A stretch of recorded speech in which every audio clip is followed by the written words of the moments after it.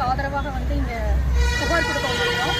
கடந்த ஒரு வருஷமாக எங்கள் கம்பெனி மேலே வந்து தொடர்ந்து புகார்கள் கொடுத்துட்டு வர அடிப்படையில் இங்கே கோவை காவல்துறை வந்து சுமோட்டாவாக இந்த கேஸை எடுத்து நடத்திட்டு இருக்காங்க. அது எந்த தவறும் நாங்கள் சொல்லலை.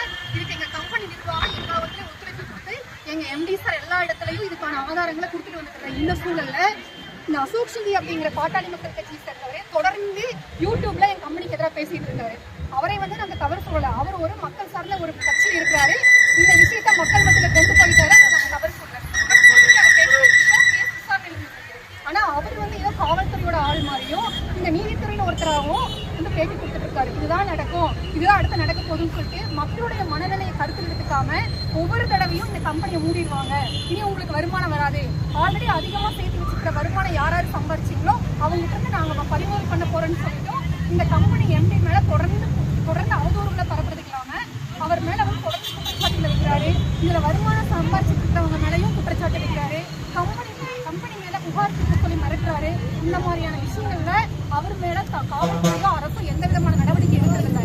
அவர் மேல நடவடிக்கை எடுக்கணும்னு சொல்லியும் அது மட்டும் இல்ல எங்க கம்பெனி நிர்வாகம் எல்லாரும் ஒத்துழைப்பு கொடுக்குற பட்சத்துல சீக்கிரமா இந்த விசாரணை முடிச்சு எங்க எம்டி சாரா விடுதலை செய்யும் அப்படிங்கிற கோரிக்கை முன்வச்சு காவல்துறை வழக்கு பதிவு பண்ணிட்டு தவறுன்னு சொல்லவே இல்லை சார். கடந்த 1 இயரா அவங்க என்னென்ன கேட்கறாங்களோ அதுக்கு தேவையான எல்லா எவிடன்ஸையும் சார் கொடுத்துட்டு இருக்காரு. விஓடபிள்யூல இருந்து என்னென்ன டிபார்ட்மெண்ட்ல என்னென்ன தேவைப்படுதோ எல்லாத்தையும் அலைஞ்சுக்கிட்டு தான் இருக்காரு. கடந்த 1 வருஷமா போயிட்டு இருக்காரு. என்ன பிரச்சனை? கோர்ட் அதாவது தவறு சொல்லியாச்சு, விசாரணை நடந்துகிட்டு இருக்கு, கொடுத்துட்டு இருக்காங்க. கோர்ட் முடிவு பண்ணட்டும், காவல்துறை முடிவு பண்ணட்டும். கோர்ட்டு வந்து இதெல்லாம் தவறு அப்படின்னு சொல்ற பட்சத்துல அந்த தவறை நாங்க ஏத்துக்கிட்டு அதுல மாற்றம் கொண்டு வரதுக்கு தயார்னு சொல்லி எங்க எம்பி பேட்டி கொடுத்துட்டு தான் உள்ள போயிருக்காரு. அதுக்கு இடையில யூடியூப்ல போட்டோம், பேஸ்புக்ல போட்டு எதுக்கு அவதூறு செய்யணும்? இந்த அவதூறு செய்யறவர் மேல ஏன் நடவடிக்கை எடுக்கல? யார் அவர்? எது போலீஸ் ஆளா, இல்ல கவர்மெண்டோட பர்சனா, இல்ல நீதித்துறையோட பர்சனா? யார் அவர்? யார் பறிமுதல் செய்யிருக்கு? சொத்துக்களை அவர் யாருங்க? அவர் என்ன பொசிஷன்ல இருக்காரு? அதான் நாங்க கேட்கிறோம் சார். அதாவது வந்து பிப்ரவரி மாசம் அமௌண்ட் மார்ச்ல வந்தது சார். மார்ச்ல இருந்து கேஒய்சி அப்டேட்டுக்காகவும் தேர்தல் விதிகளின் காரணமாகவும் அது நிறுத்தி வைக்கப்பட்டுச்சு. கரெக்டா ஜூன் 4ஆம் தேதி இன்னைக்கு ரிசல்ட் வர இன்னைக்கு எங்க கேஸ் வந்து ஹைகோர்ட்ல பெட்டிஷன் ஆகுது. அப்ப எப்படி அமௌண்ட் தர முடியும்? அந்த பணம் கொடுக்கிறவரு உள்ள இருக்காரு இல்லைங்களா? எப்படி பணம் தர முடியும்? விசாரணைக்கு எல்லா இடத்துலயும் கட்டுப்பட்டு நிக்கிறாரு. அப்ப அந்த விசாரணை உடனடியே முடிச்சு மக்களுக்கு பிரச்சனைக்கு தீர்வு சொல்றதுன்னு சொல்றோம். நாங்க வந்து உறுப்பினரா இருக்கோம். ஆமா சார், இல்ல பணமே போடல சார். நாங்க ஒரு பர்ச்சேஸ் பண்ணிருக்கிறோம். அந்த பர்ச்சேஸ் பண்ணனா எங்களுக்கு வந்து வருமானம் வரும்னு சொன்னாங்க சார். ஒரு ஃபுட் சப்ளிமெண்டரி சார். எப்படி சார் அப்ரூவல் இல்லாம 3 வருஷமா எங்க சார் கவர்மெண்ட் போச்சு? கவர்மெண்ட் அப்ரூவலோட தானே பண்றோம், ஜிஎஸ்டி கட்டிருக்கிறோம். என்ன சார் வேணும்? அந்த ஜிஎஸ்டியோட எவிடன்ஸ் கொடுத்துருக்காங்க. அந்த ஃபுட்டு அந்த சப்ளிமெண்டரி எங்க தயாராகி வந்ததுங்கிறது எல்லாத்தையும் கொடுத்துருக்குறோம். நாங்கள் கிட்டத்தட்ட 1050 ஸ்டோர் தமிழ்நாடு முழுக்க ஒர்க் ஆகிட்டு இருக்கு, ரன் பண்ணிட்டு இருக்கிறோம். அந்த ஸ்டோர்ல என்னென்ன பொருள் இருக்குதுங்கிறத நாங்கள் விசிட்டில் வச்சுருக்கிறோம்.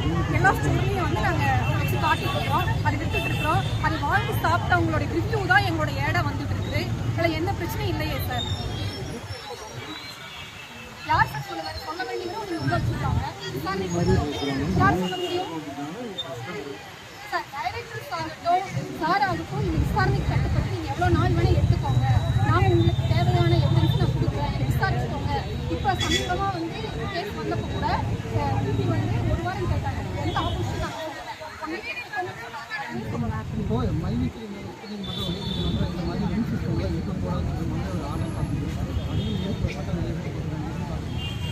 சார். அதாவது விவசாயத்திலிருந்து இன்னைக்கு வந்து எந்த தொழிலுமே வந்து மக்களுக்கான நிரந்தரமான ஒரு வருமானத்தை கொடுக்கல சார். இப்போ இந்த கணவனை இழந்தவங்க, விதவைகள், இப்படி நிறைய பேர், அதாவது வந்து நிரந்தரமான ஒரு வருமானம் இல்லாதவங்க ஒரு பர்ச்சேஸ் பண்ண வருமானம் வருதுன்னு சொன்ன அடிப்படையில் இதில் முதலீடு செய்யல. பர்ச்சேஸ் பண்ணி அவங்க வருமானத்தை எடுத்துக்கிறாங்க. நீங்கள் 40 பாக்ஸ் கொடுத்தீங்க தின்னாலும் கட்டாயம் கிடையாது. உங்களுக்கு விருப்பப்பட்டா சாப்பிடு, இல்லையா வச்சுக்கோ, எனக்கு வருமானம் வருது, நான் வருமானம் சம்பாதிக்கிறேன்னு சொல்கிறாங்க. கரெக்டாக தான் ரன் ஆகிட்டு இருந்துச்சு, கரெக்டாக தான் அவர் கொடுத்துட்டு இருந்தாரு. அது மட்டும் இல்லை சார், இது வந்து எம்எல்எம் ஸ்கீம் சொல்கிறாங்க. கண்டிப்பாக இது எம்எல்எம் கிடையாது. இது ஒரு விளம்பரத்துறையும் வர்த்தகத்துறையும் இணைஞ்ச ஒரு ஸ்கீம். கிட்டத்தட்ட 1 கோடி கஸ்டமர் உள்ள வந்துட்டாங்கன்னா இன்னைக்கு கார்பரேட்டுக்கு தேவை கஸ்டமர்ஸ் தானே. இந்த கஸ்டமர்ஸ் உள்ள வந்துட்டாங்கன்னா இந்த பிஸ்னஸ் வேற லெவலில் போக போகுது.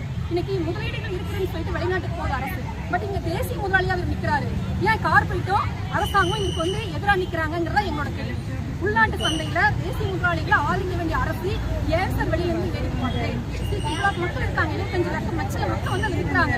சீக்கிரமா விசாரணையை முடிச்சுட்டு நடத்துனா நடத்து, இல்லைன்னா முடிச்சுன்னு சொல்லி கவர்மெண்ட் ஒரு ஆர்டர் போடலாமே. இன்னைக்கு சிஎம்முக்கும் சரி யூஓடபிள்யூக்கும் சரி நிறைய எங்களோட பெட்டிஷன் போயிட்டே இருக்கு.